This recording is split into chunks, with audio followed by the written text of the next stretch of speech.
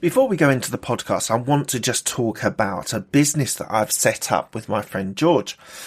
It is called the Podcast Introduction Group. So if you want to join and be able to be featured on 24 to 48 podcasts to be able to reach an amazing audience, this is the place you need to go to.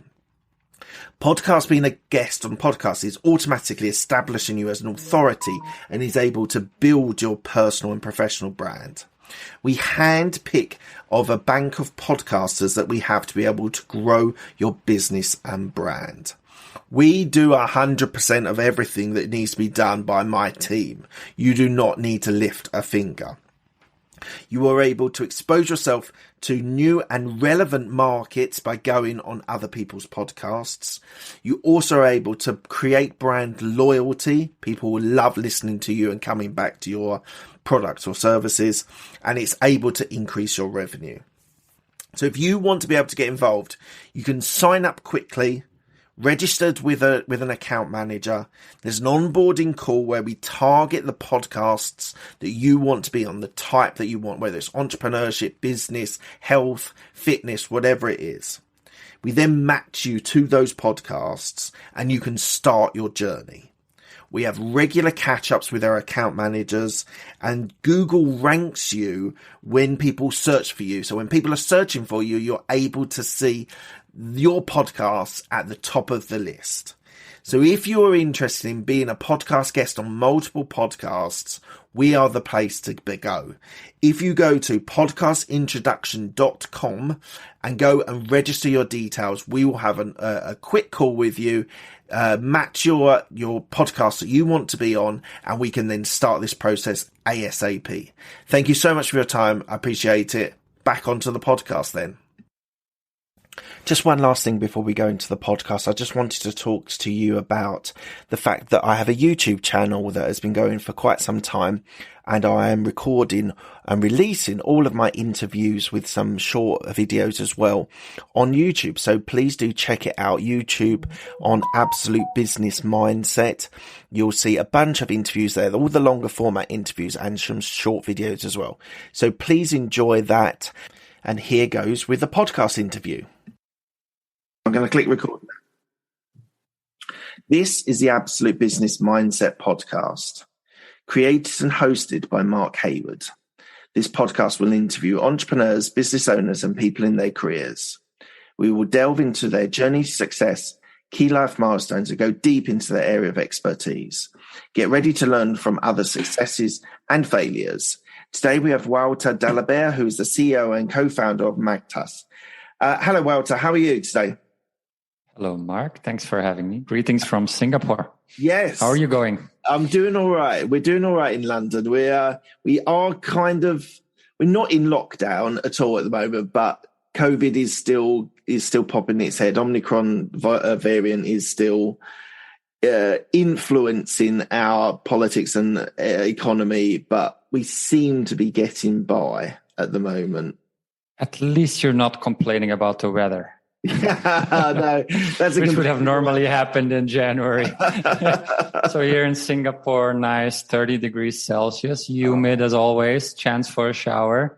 That's pretty much it. But COVID has been under control here, but they've been quite strict. Right. So it's been a tough journey, but we've been very lucky, very few deaths. Good. As we're probably going to discuss later, is an opportunity when there's a crisis, right? Absolutely. So that's how our company started.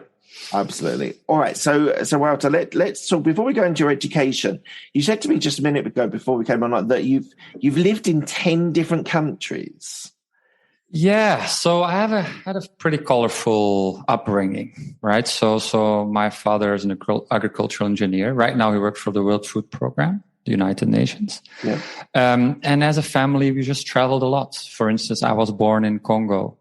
As an example. And for some reason, they still called me Wouter, which nobody can pronounce unless you're from Belgium or the Netherlands. So the number one mistake they made. And then spent a couple of years in China, Wuhan, coincidentally, which wasn't known till about a year ago, or a year and a half. Spent some time in Yemen. Then we I did my elementary school in Rwanda, Central Africa as well, where we were all the way till 95, till the genocide, where we had to escape. And then eventually ended up in Philippines, where I spent 10 years of my life, where I found my co-founder of my current business, where I did my high school and my bachelor's, right before I did my master's in Belgium. And then as I started working, I had 4 or 5 other countries that I then worked in and got to service clients as part of my journey. What do you think? What do you think? What do you think you bring having that experience of living in so many different countries to your business, to your life, to your personality? What do you think it brings to you? I think that's a very good question. And in hindsight, it's fantastic, right? You see all these cultures, opened up your mind. You've seen all these countries. You learn how to integrate, right? Be it via sport or just by being part of the local community. We never went to international schools or anything like that. But at the time itself, it's always a bit tough, right? Because you finally get into a groove. You're part of a local football team. You like a local girl, whatever, right? And then all of a sudden, boom, you leave and you go to the other side of the world and start a new life.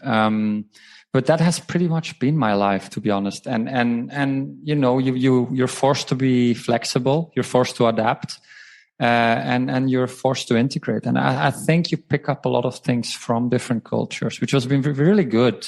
Because today the world has opened up, right? And it's only opening up more. Our whole business, which I'll talk about later, is about providing global services across different cultures. And that has really helped me. Our team is very multicultural as well. I think if you don't know how to work with different culture and not respect it, you're at a disadvantage. So I had a bit of an advantage growing up in hindsight. Yeah, and absolutely. The world, as you say, is getting smaller all the time. I know COVID has hit hard on global travel, but as you say, like Wuhan, we had no idea about Wuhan, but like some people now, it's even to today, it's like you talk about the places you're in Africa. They're still quite remote places to go to, but they're definitely more open and more available for people to go and travel to and experience. Oh, 100%. And it says like we are an early stage startup, but we are in 30 markets, including Africa, right? But yeah, I think it's also what type of personality is molded as part of it, right? I think it just creates, you know, having an open mind and knowing how to step into different culture. I think has been pretty good. And you know, I'm now a young dad. I have a daughter who is 1. I would love that she can have a similar upbringing. Although we love her life in Singapore, I hope we do get to travel and that she also gets to see a lot of the world before she starts on her journey, right? And beyond that, like sports, for instance, was another good thing. Right? One thing that was really funny, I was having this conversation with someone just a week ago. Like, it's funny how, like, I play football, right? And it's funny if you know how to play a little bit and you score a couple of goals. It doesn't matter where you play. It's a universal language. It's an equalizer, and all of a sudden, integration becomes quite easy. So you're forced to look for other ways to kind of form connections with people, which I think has been quite a good experience for me. Absolutely. All right. So let's go into your degree and your master's, which were both in business and information technology. So what made you choose those subjects? So when I started my bachelor's, right? It's funny how we're forced to make a decision when we have no clue, right? You're 16 years old. I was going to do my bachelor's, and it was in the Philippines, actually, business computer applications. And I just wanted something which didn't require me to memorize. I always felt I was good at logic. And I took the right course for me because I fell in love with building stuff, building software in this case. And then one thing that the Philippines brought to me, doing my bachelor's in the Philippines, I know they're very much focused on teamwork, on street smart, less on theoretical, much more on getting stuff done as a team, which was great. And then I decided to do my master's in Belgium. in IT, in information technology, which was way more theoretical, I would say, but also good from a different angle. So you're taught to be very structured and be a big thinker, an outside the box thinker, which I think was really good. Now, I decided to continue in IT because I just love building stuff for some reason. And the one thing I love the most is like, okay, I know how to code. Like, for instance, Mangtas, I built it with my own hands, and now there's a tech team that's carrying that forward. But it's also the connecting technology to business, understanding what businesses needs, and then building the tech to enable that.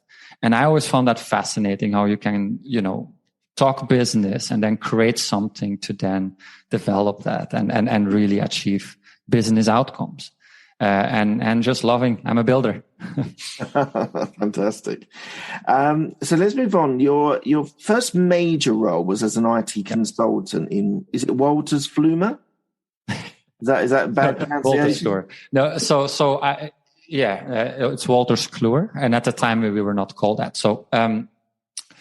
So basically, what happened is I graduated my master's. I then decided to go back to an island in the Philippines and just do nothing, like party. Basically, I was on an island partying for 3 months, and then I got really bored for some strange reason. Like I really wanted to achieve certain things, and there was this company that reached out to me, and they were a company called Financial Architects back in the day, a Belgian company. And they said, and I had quite some job offers because IT was in demand, especially from Belgium. But I didn't want to live in Belgium. Like I grew up in all these other countries, and I didn't want to be in a cold country. I like the optimism of Asia. So I was on the beach in Asia. But what they told me was, we're looking for an international consultant, somebody that's willing to travel and do projects for us all over the world. And it took me literally 1 second. Okay, that's me. And that's how I started. So I worked with them. So what we did, we were a fintech company. I started off as entry level, and then, built myself up to ultimately looking after the region, Asia Pacific at the end. So they sent me on projects all over the world. Philippines was one of them. I had Indonesia, Thailand, Hong Kong for a while, and then eventually Singapore. And that's where I settled. Right. And you did a few different roles. You did some sales as well as the IT consultant, the roles. What did you learn from the sales experience? Yeah, so I probably wore every hat there was to wear. Okay. In a company that eventually got acquired by a bigger company, where I got to wear again all the other hats that I could wear. And ultimately, once I wore all the hats, that's when I left. And pre-sales especially was one of them. Now, one thing I learned, a couple of things. One is I feel expertise is overrated.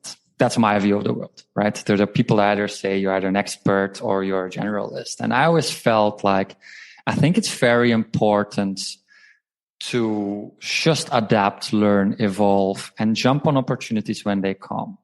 And I've been very lucky in my career that when opportunities came, and I wasn't shy to basically say, okay, I'm going to do this. They always gave it to me. But it was then up to me to figure it out. Like, for instance, I became a project manager on a project in many companies, probably a decade too early. But I said, no, I'm going to do it. And I was just at the right point, the right time. They gave it to me, and I just proved myself. Same with pre-sales, sales, same with any other role that I had within the company. So basically what I learned was it's okay to just, if there's an opportunity, to just take it. And then figure it out as you go along, and be resourceful as you do it, and just back yourself. Now, to answer your question more concretely, look, at the end of the day, I'm now building a tech business, and I'm more than just tech, obviously, right? You need to understand the sales side of things to basically have business and make it, right? You can't have a business without sales. Mm-hmm. So yeah. You learn how to, and to be honest, sales depends on the context, right? So in my context, B2B sales is very different from B2C, for instance, right? So learned how to, the whole marketing funnel, how to then close a deal, and then how to take care of your customers and upsell, cross-sell, the whole shebang. I'm now bringing that to my new business. And when you were the director of Asia Pac, you were dealing with 40 products, 20 regulators, 10 countries, 200 clients, 200 employees, and $25 million annual revenue. So that's a pretty big. You've got a pretty big scope on what you were doing. Just tell me through a couple of the products that you were actually selling to your clients. Yeah, so we were as a company. So this is my previous company, right? So we were basically look at us as an ERP system for banks. That's essentially what was ERP?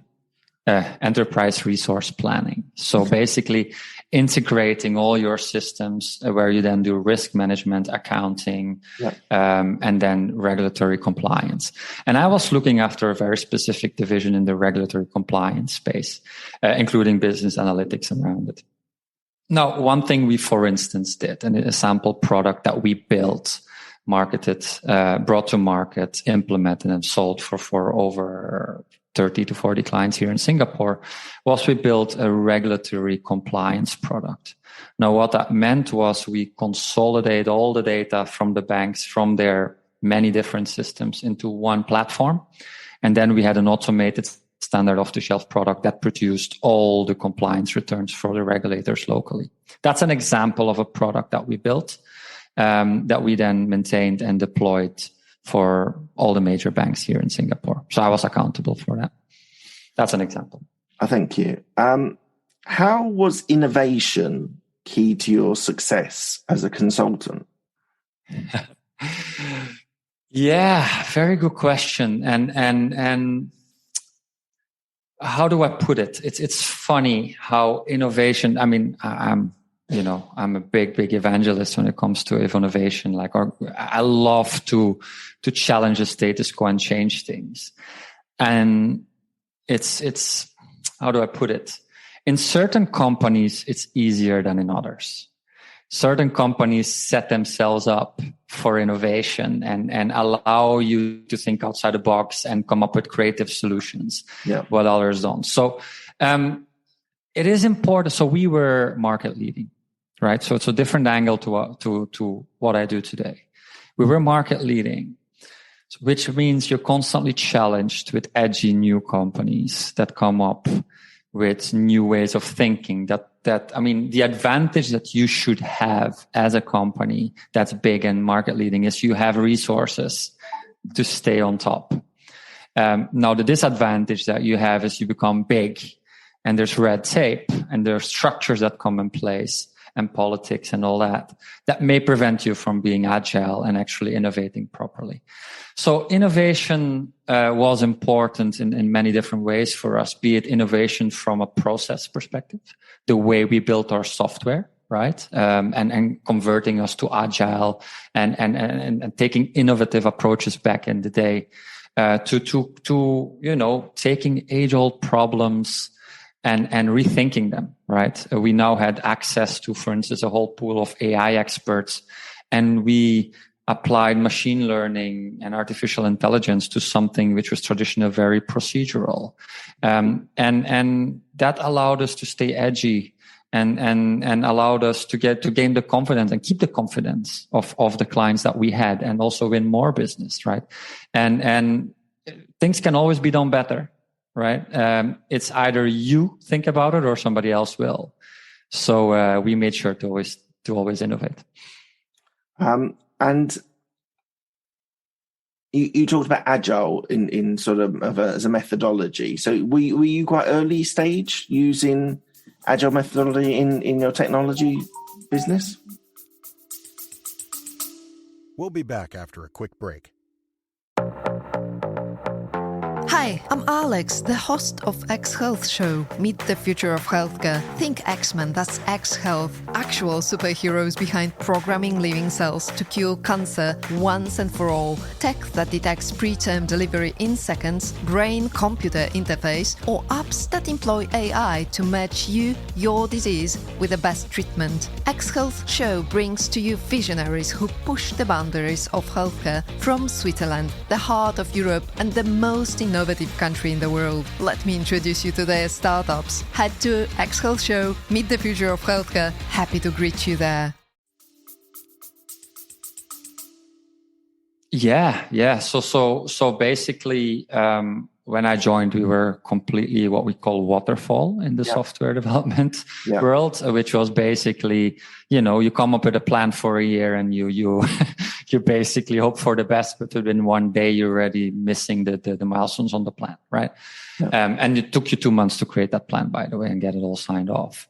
That's when we came in and spearheaded a whole initiative to convert the whole organization into agile. It was very funny because, it's people need to see it first, right? You need to kind of evangelize, show how it's done. But then more importantly, it was also about getting the backing from the management team and making sure it was given the right support. So to answer your question, yes, I came in when it was non-existent, and then we spearheaded it into actually converting it into a fully agile company with in our case, we had, I think, fortnightly sprints, and really with a proper product owner role, scrum master, and really being able to listen to the market and make ROI decisions flexibly, right? Quickly getting pieces of software out there, testing it, getting feedback on it, and evolving from there rather than coming up with 1 year plans.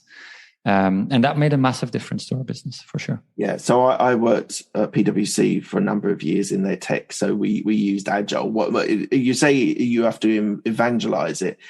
Our tech lead was very much pushing for the whole of the business to turn to that. And actually it works incredibly well in a software environment. It just makes everyone accountable. It makes everyone hitting milestones, daily milestones, and then sort of monthly milestones.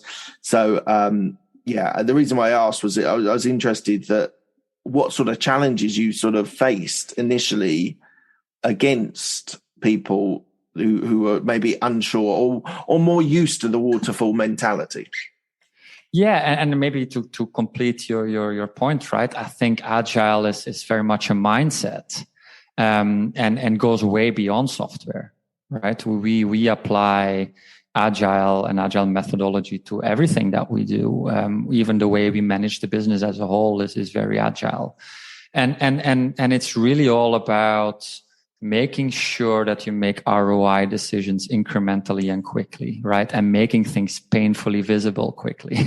It's not a magic bullet, but at least it brings a lot of transparency and, like you say, ownership and accountability.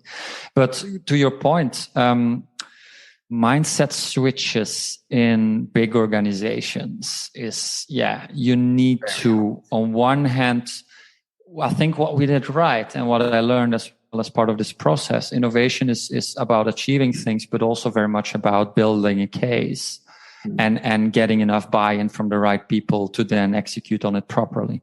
And what we did right was we quickly did stuff without the blah blah of planning and budgeting, and we just did it, right? And we did it in our spare time almost. And then we got enough backing eventually from the right people that made the decisions at the right levels to then make it a proper program and mandate it. So I would say the main challenge is, because agile, in my opinion, is a mindset. There's no magic. It's really a different way of thinking. Nobody will do it just because, right? Most people will need the guidance, instructions, the framework, the tools, to be put in place first. So ultimately, it's about building the right business case and getting the backing of the right people to then execute on it.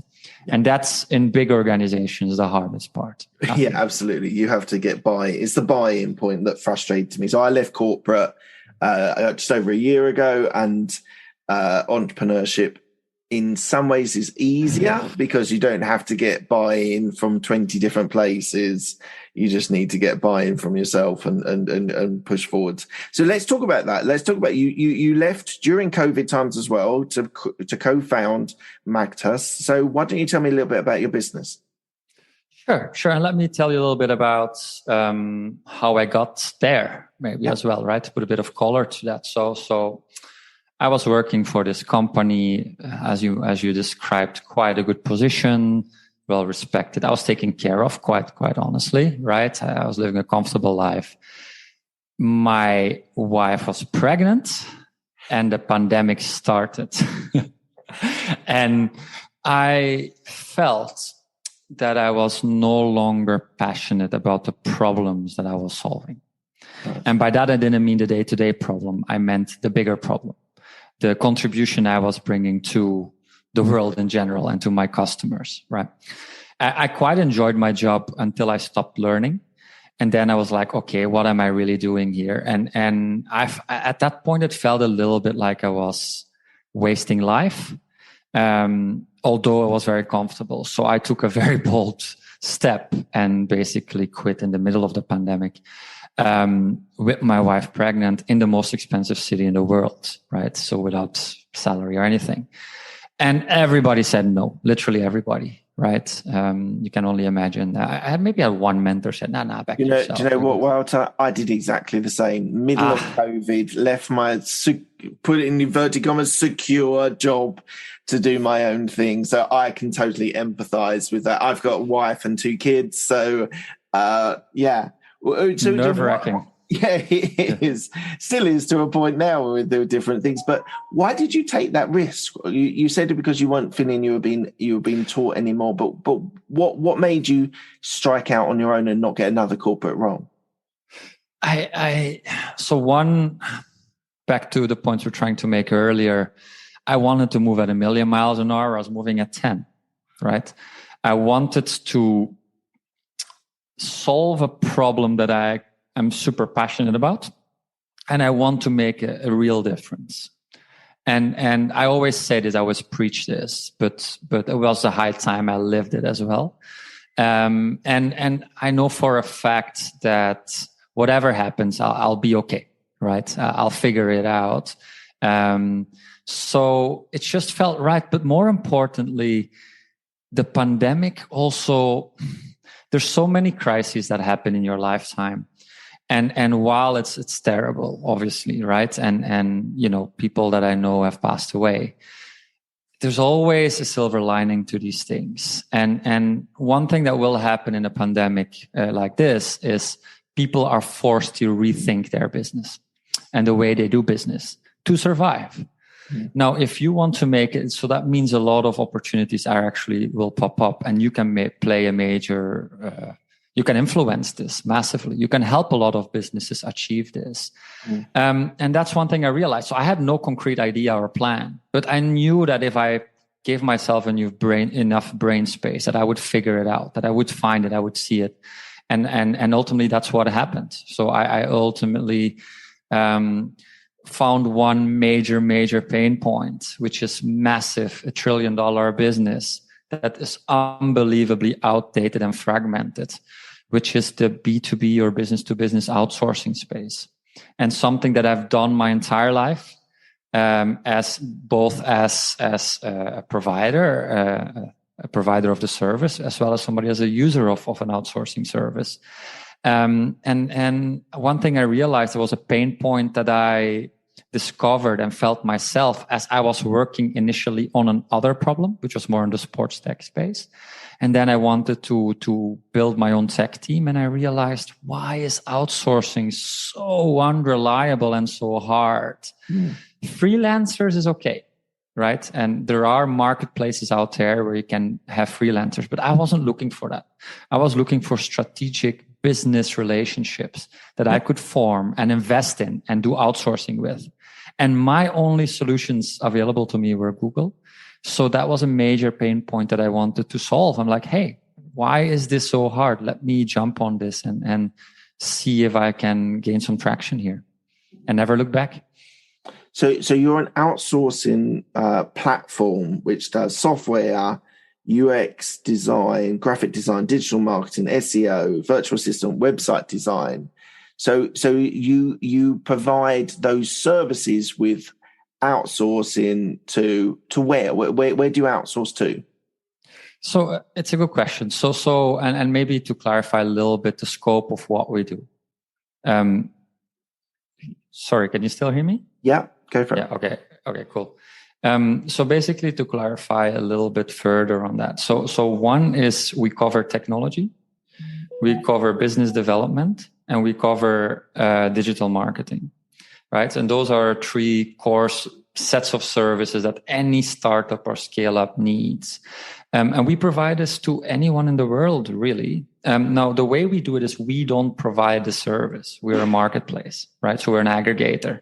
So the same way that the freelancer marketplaces work, where the people that provide the service sign up and come to the marketplace to deliver it, we work with vendors, which are businesses. So we sign up vendors, we vet them, and we match them to client needs all over the world. So that's it in a nutshell, really. Do you get your services, the people that work for these companies, are they from Philippines? Are they from Asia? Are they from India, Africa? Where is there any particular demographics that you sort of work with? It's a good question, and we're now in 30 markets, right? But because of my roots in the Philippines, that seemed like a logical starting point for us, right? So that's where we kick things off. Because I'm also based in Singapore, a very easy starting point for us was to find vendors that deliver services out of the Philippines to clients that receive and buy services in Singapore. That was an easy solution for us. And especially tech, that was quite an easy one to start with. Now, since then, we have obviously evolved, right? So we're just over half a year old, but yeah, we have Vietnam on it, India, Sri Lanka. We have now over 700 vendors on the platform, and we're about to complete our 100th project very soon. Still very early days, but for a young company that just built the tech out of nothing, this is quite significant traction in my eyes. And what sort of clients, companies do you work with? So startups and scale-ups typically, and typically people that have some sort of a tech angle, right? So what we find is that, people that have some budget to start outsourcing and say, hey, we need to grow, we need to scale up, we need to build our tech properly.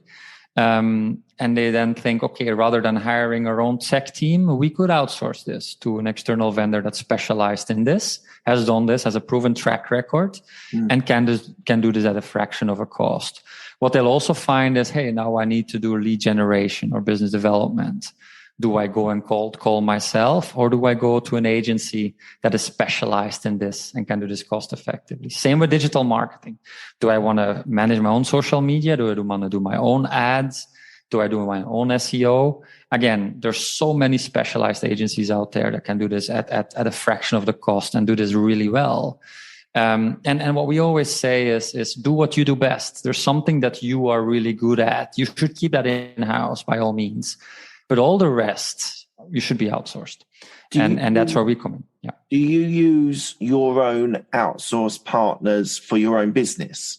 So of course, for your digital marketing or your software development, you use your own clients as well. You don't have in-house people. We have both, right? As we should. So we eat our own dog food, as we call it, right? So we use our own platform to manage our own vendors, and we use about 8-9 vendors for different types of services. Yeah, of course. And we have, we manage our costs well, and we have traction very quickly. Of course we do. We believe in the model and we live it ourselves. Good. And looking through the sort of the board that you've got there, and you talk about that these are childhood friends to football teammates to business partners. How difficult is it to run a business with people that have been long-term friends? It's a very good question. And actually the answer is it's easy. But it's dangerous, right? And you need to have the discipline to know how to separate the two, right? So if I take a step back, the hardest part by far, the 95% of the problem is the team. Is finding the right people at the right time with the right motivation, right skill set to help execute on that vision with full commitment, right? And I was part of an accelerator before this. Okay. Accelerator called Antler. And so that's where I work on the sports idea. So it's been a long, winding journey. So before I did Mangtas, I was actually working with something else. And I loved, and it's a long-winded answer, but I have a point, Mark. So what they do is they basically, you come there as a solo co-founder, as they call it. And you come in, and the great thing about it is there are thousands and thousands of applicants. They only select about 70 or 50. And these are great people, every single one of them. And they're all there for one purpose, is to find a match that they can start a business with. Basically, to find a co-founder. Great concept, and found some great people there on paper. Then, when we had an idea and we got the investment, actually, so at the end game, there's a Shark Tank, and they will invest in you when they like you. And only a few teams made it. We made it. Very quickly, when we hit the real world, I started realizing, like, okay, wow, this is not what I thought it was. And, it wasn't the right, let's call it the team market fit. So we returned the investment and I moved on. And then I very quickly realized, like, yeah, it's very much also about the personalities. And these people that I've done business with in the past successfully was really no-brainer to solve this new problem with. And because I knew exactly the type of commitment and the type of energy and the type of grit they would bring to the table, I knew exactly how we would complement each other. So I think it's to a certain extent, it's actually very easy because you truly know each other. You know, everything comes from a good place, even when it's frustrating. The battle, sorry, not the battles, but the debates can be a bit hard. But at the end of the day, as long as you separate business from friendship very clearly, it's very manageable. And actually, it's probably a great formula. We'll see. Time will tell. Yes. How have you developed systems and processes for your business? Because it sounds like you've gone from a few of you to now you've got a team, you've got your board who all have their responsibilities. You also have some developers that help you and work with you. Plus probably digital marketers and sales. And so how have you developed your own systems and processes with your growing team? Systems and processes. So including, I guess, our platform, right? Yeah. And simply put, incrementally grown it, right? So we, if I take a step back, when we had this idea of Mangtas, right? Wow, $1 trillion market, business to business outsourcing. We know this space so well. We have so much access to the providers, all that, and also the clients. Let's test this out and really validate our assumptions here, right?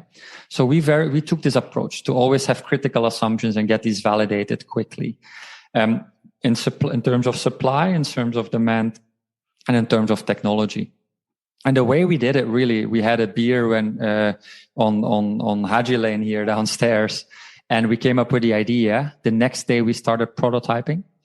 10 days later, we had 5 vendors signed up on a platform that we cobbled together, right? It's really like boom. And this is kind of the mindset that we're instilling throughout the organization. Like, forget perfection, right? Get it out there, test it, validate it, and then grow from there. Because the last thing you want to do is spend half a year building something that's not fit for purpose, because on some critical assumptions that you did not validate quickly enough. So that's really how we grew. So really step by step, within 3 weeks, we had our very first client signed up to the platform that then did a project within 3 weeks. And we didn't know the client nor the vendor up front. Again, validating all the different steps. And that's how we operate as an organization, just growing incrementally, just week by week, assessing what are we validating now, what are we focusing on, and growing there. Now, obviously, we are now, what I call in Mangtas phase 2, which is a little bit more structure, right? Where we prepare ourselves for scaling up 10x. And now we are also taking a step back. We're still doing the week-to-week learning, but also taking a step back and putting in the right foundations. And like you mentioned, the processes, but always evidence-based, right? I hate nothing more than, a big consulting type of approach where they have like a 6-month assessment to come up with a strategy. No, we think, we do, and then we learn and quickly evolve from there. So that's how we operate culturally. Fantastic. Thank you. So where do you see yourself in the next 2 to 5 years with your business? Yeah, so we have ambitious targets, right? So I mentioned a little bit earlier, we're going to grow 10x this year. There's absolutely no doubt about it, right? Even though, we're still very young and we're continuously prototyping, we have some really good strategies in place and focus points, more importantly, that we are all working together on to make sure we hit those targets. So step 1, true focus. So if I take a step back, we have really positioned ourselves as, the go-to platform, the one-stop shop for outsourcing. And this is across tech, this is across lead generation again, and digital marketing. But now what we're going to do is really zoom in into a couple of very specific services. And what we're really excited about is the tech platforms of the future, helping scale-ups build these platforms. And what that means, that is nailing the crypto space, right? Allowing them to build top-notch solutions with the best possible providers out there. That means also metaverse integration. That means building, something that can handle millions of transactions per second. Building these type of platforms of the future is what we're really excited about, and something we're going to zoom into quite extensively. So we look forward to really zooming in and nailing those services, but also our platform. We're very excited about some of the things that we're working on. We are embedding machine learning and AI-based searching to allow our clients to come up when they build their briefs for their requirements, that we have automated, sophisticated matches to the right vendors up front with standard project structures recommended as part of this. We also aim to be an ecosystem where we integrate with loads of third parties, which we already do today. But API-based, we want to be central to, if possible, hundreds of third parties, be it from financing to even donations to charities, to whatever you want to integrate in there. We want to be this holistic solution for anything and everything related. So, very, very exciting times ahead. Short term, or let's say medium term, growing 10x. And then it's about making outsourcing global and accessible to anyone. But also, finally, and this is probably as important to us as anything else, and that is making sure that this is an equal opportunity platform, which means that if I'm a vendor and I'm good, I can be discovered in a very straightforward way. I can be discovered based on customer success and not based on how well I have reverse engineered Google or the SEO, because that's how you're discovered today. We want to provide all these good vendors a platform to build up a reputation and earn quote unquote miles and statuses so they can be discovered and grow their business fully focused on customer satisfaction. So really excited. Ambitious targets you've got there, Wouter. Amazing. Thanks, Mark.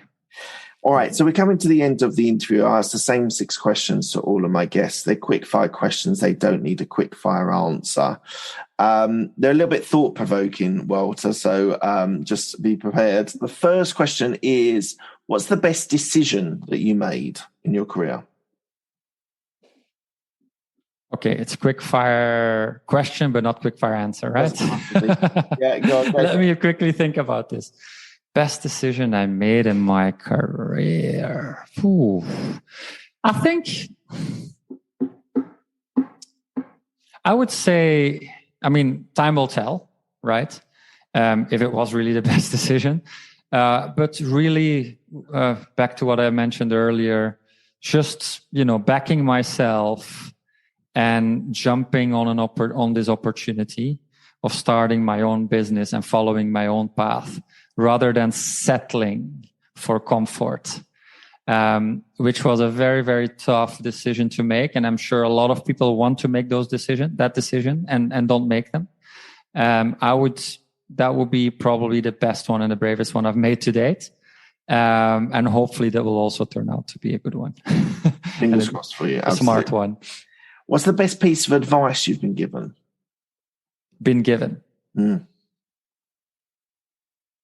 Back yourself. This was given by one person only out of probably 100. And I said, look, I know you, you know you, back yourself, trust that you'll figure it out. And that was probably the last push I needed. You should have that person prominent in your life, because those sorts of people that say that to you as an entrepreneur, they're good people to have about, because they'll help you through the hard times as well as the good times. So he is a good person. 100%. Who's helped you most in your career?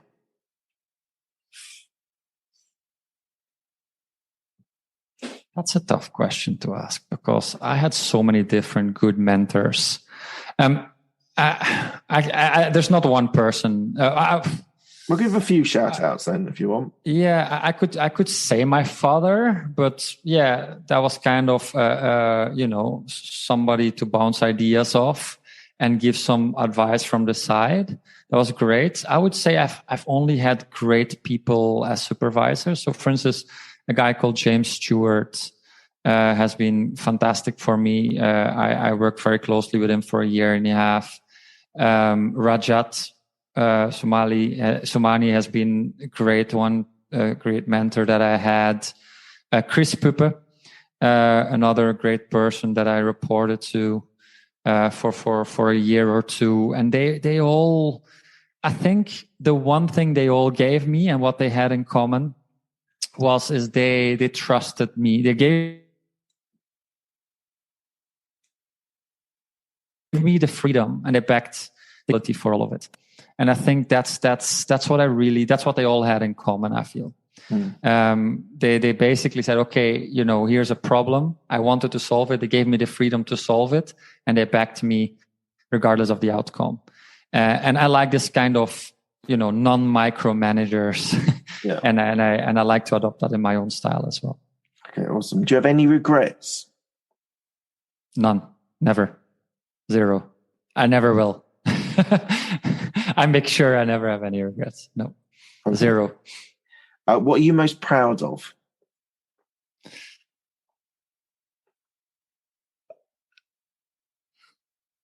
The cliche answer. So basically, definitely my wife and my child, right? Mm-hmm. Super proud of them. And they have given me a completely new perspective on life. In business, it's really also the team that we managed to assemble. And the team that has come together and really executed as one team. From the startup's perspective, it's really the team. In my private life, obviously my daughter, my wife. Okay. What does legacy mean to you? Good question. And this is also how I justify taking this massive risk.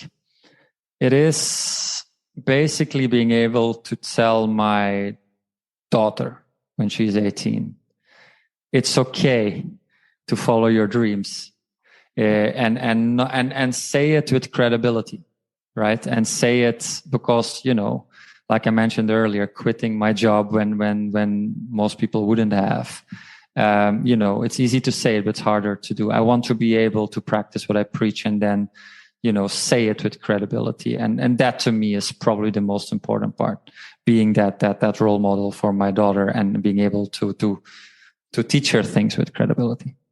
Amazing. Thank you. And where can people find you if they want to reach out to you?